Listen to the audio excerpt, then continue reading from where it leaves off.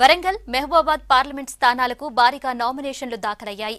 ప్రధాన పార్టీలతో పాటు ఇతర పార్టీల అభ్యర్థులు నామినేషన్లు వేశారు. 25వ తేదీ ఒక్కరోజే నామినేషన్లకు గడువు ఉంది.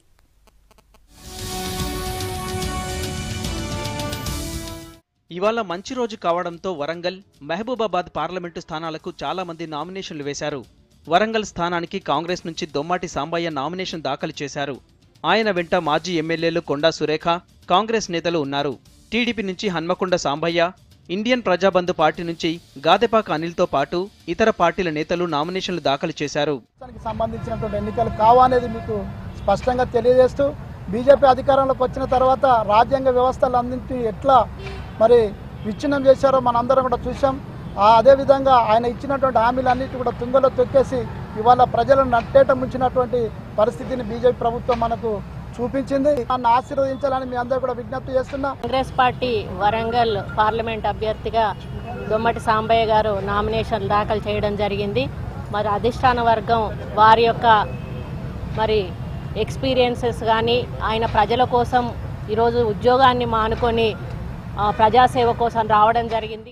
మహబూబాబాద్ లోక్సభ స్థానానికి కాంగ్రెస్ తరపున మాజీ మంత్రి బలరాం నాయక్, టీఆర్ఎస్ తరపున మాజీ ఎమ్మెల్యే మాలోతు కవిత నామినేషన్లు వేశారు.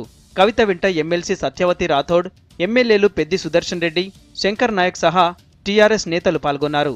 కవితను భారీ మెజార్టీతో గెలిపించాలని ఓటర్లకి విజ్ఞప్తి చేశారు ఎమ్మెల్యేలు. దాదాపు నేను అనుకుంటా 29 ఏళ్లలో ఎమ్మెల్యే అయితే నేను ఇప్పుడు 39 ఏళ్ల పార్లమెంటు పంపే దిశగా కూడా వాళ్ళకి అవకాశం కల్పించిందంటే కేసీఆర్ గారికి మీ అందరి తరఫున ఈ పార్లమెంట్ నియోజకవర్గంలో ఉన్న, ప్రత్యేకంగా మానుకోట, డోర్నాకల్ నియోజకవర్గంలో ఉన్న ప్రతి ఒక్కరి తరఫున కూడా శిరస్సు వంచి పాదాభివందనాలు తెలియజేస్తా ఉన్నాం. ఈ ప్రాంతంలో అనేక రకాల అభివృద్ధికి పాల్పడ్డటువంటి వ్యక్తి బలరాం నాయక్ గారు. బలరాం నాయక్ గారి చేయి గుర్తు మీద ప్రతి ఒక్కరు కూడా ఓటేయాలని కోరుతూ మా కాంగ్రెస్ శ్రేణులకు కూడా ఒకటే పిలుపునిస్తా ఉన్నాం. చిన్న చిన్న విభేదాలు ఎన్ని ఉన్నా అంతిమంగా మన జాతీయ పార్టీకి కట్టుబడి ఉంటాం. రేపు, ఎల్లుండి 4వ శనివారం, ఆదివారం కావడంతో నామినేషన్లకు సెలవు. సోమవారం 25న ఒక్కరోజు మాత్రమే నామినేషన్ల దాఖలకు గడువుంది. దాంతో ఆ రోజు అభ్యర్థులు భారీగా నామినేషన్లు వేసే అవకాశాలున్నాయి.